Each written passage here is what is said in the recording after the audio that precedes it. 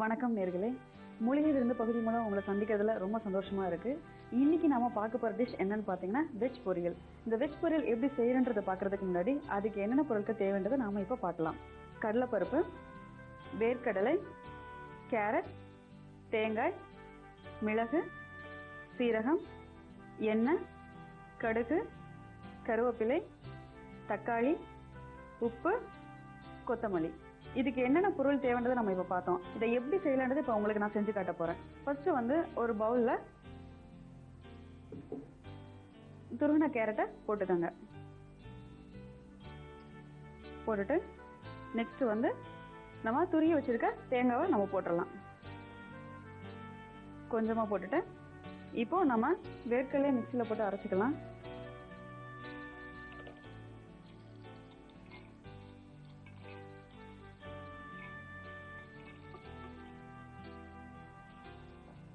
நல்லா பொடியா அரைச்சிக்கலாம்.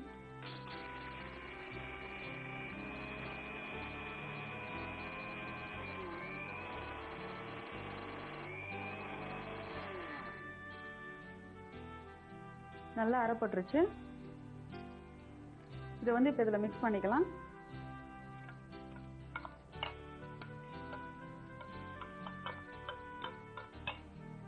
மிக்ஸ் பண்ணிட்டு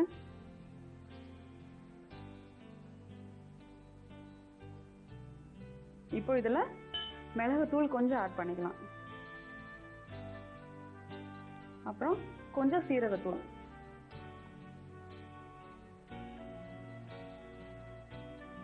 இதை நல்லா மிக்ஸ் பண்ணிக்கோங்க. இது கிளறி ரெடியா வச்சுக்கோங்க. இப்போ நம்ம ஸ்டவ் ஆன் பண்ணிட்டு வானிலையை வச்சுக்கோங்க. ஹீட் ஆகட்டும். ஹீட் ஆனதுக்கு அப்புறம் கொஞ்சம் ஆயில் விட்டுக்கலாம். ஹீட் ஆயிடுச்சு. இப்போ கொஞ்சம் ஆயில் விட்டு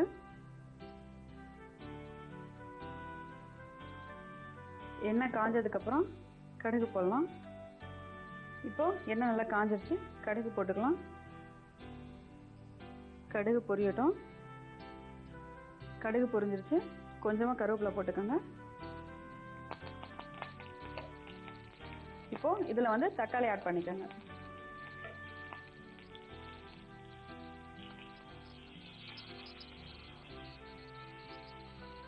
இல்லை, இப்போ கொஞ்சமா உப்பு சேர்த்துக்கோங்க.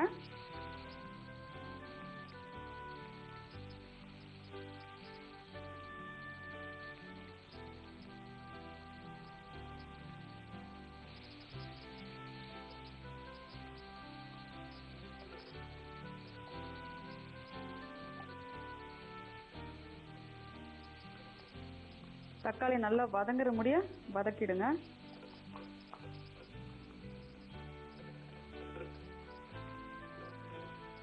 நல்லா தக்காளி மசிஞ்சிருச்சு. இப்போ இதை எடுத்து நம்ம மிக்ஸ் பண்ணி வச்சிருக்கோம் இல்லையா, அதில் கொட்டிடலாம். ஸ்டவ் ஆஃப் பண்ணிடலாம்.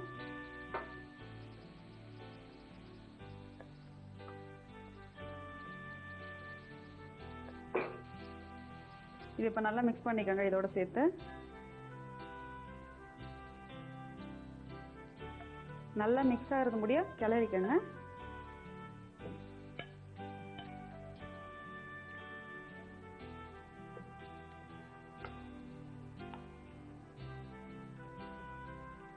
ஃபைனலா கொஞ்சமா கொத்தமல்லி தூவிக்கணும்.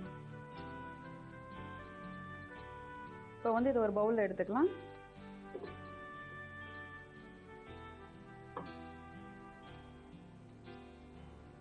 இப்போ வெஜ் பொரியல் ரெடி. இது எப்படி செய்யணுன்றத ஒரு சின்ன ரீகேப் பார்க்கலாம். ஃபர்ஸ்ட் ஒரு பவுல் எடுத்துக்கோங்க. அந்த பவுல்ல துருகி வச்சிருக்க கேரட்டை போட்டுட்டு அதே மாதிரி தேங்காய் துருகி வச்சிருக்கோம் இல்லையா, அதையும் போட்டு மிக்ஸ் பண்ணிடுங்க. நம்ம வேர்க்கடலையை மிக்சியில போட்டு நல்லா அரைச்சு எடுத்துக்கணும்.